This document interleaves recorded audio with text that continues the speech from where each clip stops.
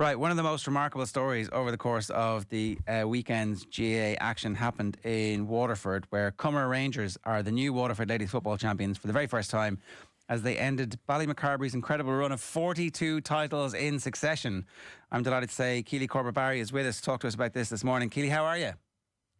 I'm good now. Had a good weekend and the voice is finally coming back anyway, so it's a good sign. Excellent timing for us. So 42 years in a row is an incredible achievement. How did it come about that you guys managed to stop them at the weekend? Yeah, look, I suppose we've met Ballymac, in the final for so many years now, and I suppose last year the county final itself, it went to extra time and we ended up losing, I think, by maybe a point or two in the end, but I think it was a real stepping stone for us, I suppose, coming into this year. We kind of had that headspace where we knew we could do it, and there was no that psychological side of things. It wasn't really a burden over us, I suppose. So the shackles are really off this year, and it really showed, I suppose, on Friday night now when we lifted the cup, I suppose. One of those situations where when the victory finally comes, it was a decisive victory. I think you ended up scoring 5 goals and it wasn't close in the end. But was there a stage in the game where it was close and you were a little bit concerned?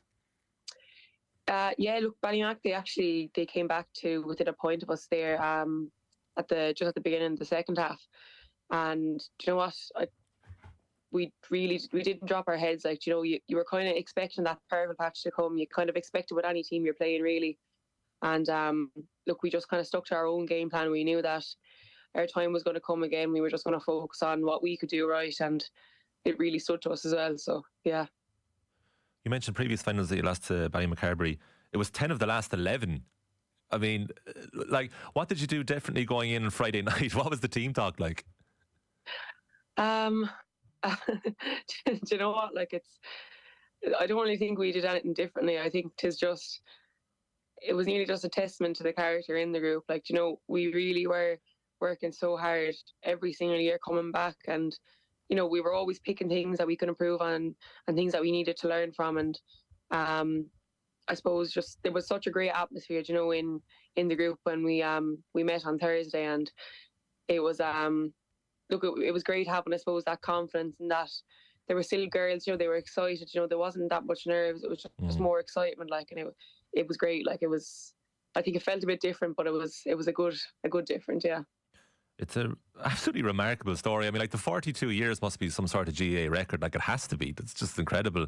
How many of those previous 10 defeats were you involved in? Yeah, I think I suppose I started playing when I was around 14, and I think I played my first county final then when I was 15. So I'm 23 now, so that's probably 7 or 8 now I would have been involved in. So it is a lot, and I'm only one of the young ones, so. So do you have your 7 previous finalist medals in the mantelpiece, and now there's a brand new addition to it, and it's a slightly different colour? I'll only keep this one. This is the good one now. That'll be front and centre on the mantelpiece, yeah. So that is brilliant, yeah.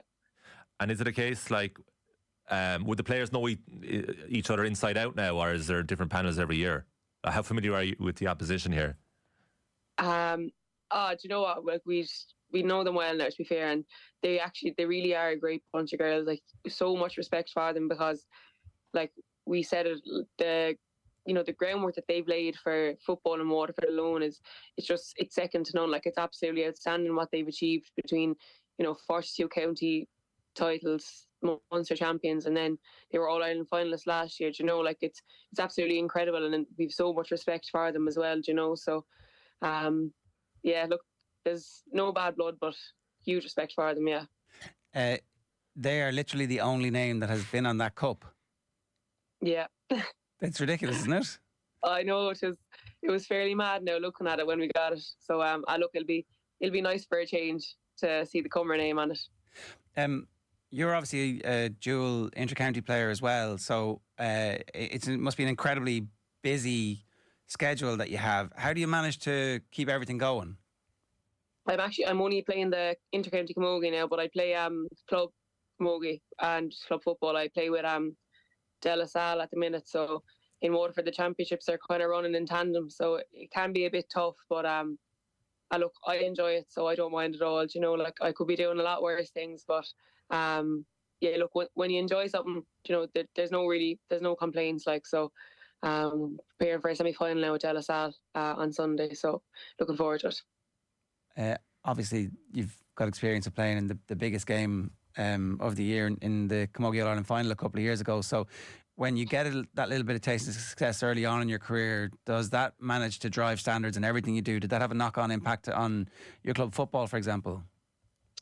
Do you know what? I suppose it did, but to be fair, like I've always said it, like when I go back playing with Comeragh Rangers after being with the county setup, it's still just as professional. Like there's so much work that goes on behind the scenes. Like the managers that we have, our backroom teams, you know, it is all top class. So you're literally going from one professional setup literally straight into another one. Like, so it is great. Like and it is, I suppose, it's nice having the experience. You know, like we'd have, you know, Ger Power, he was with the Intercounty teams with the men before, and he brought our men's club team to I suppose county titles as well. So we definitely have huge experience in our backroom team, and it's great. Like, what came first for yourself? Was it camogie or football?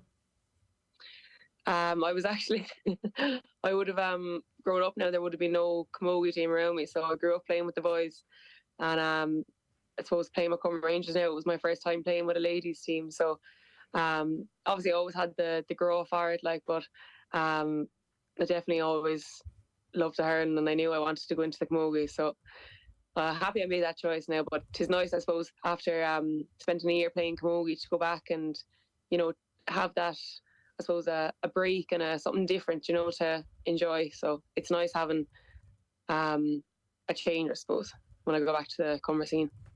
Dungarvan's been the setting for a pretty amazing year for Gaelic football for Waterford in 2024, because you had yourselves victory on Friday night, and then the men's senior team beating Tipperary as well earlier in the year. How would you rank how would you, I suppose, assess the state of Gaelic football in Waterford at the moment? Because it's a county, of course, we so associate with hurling and camogie.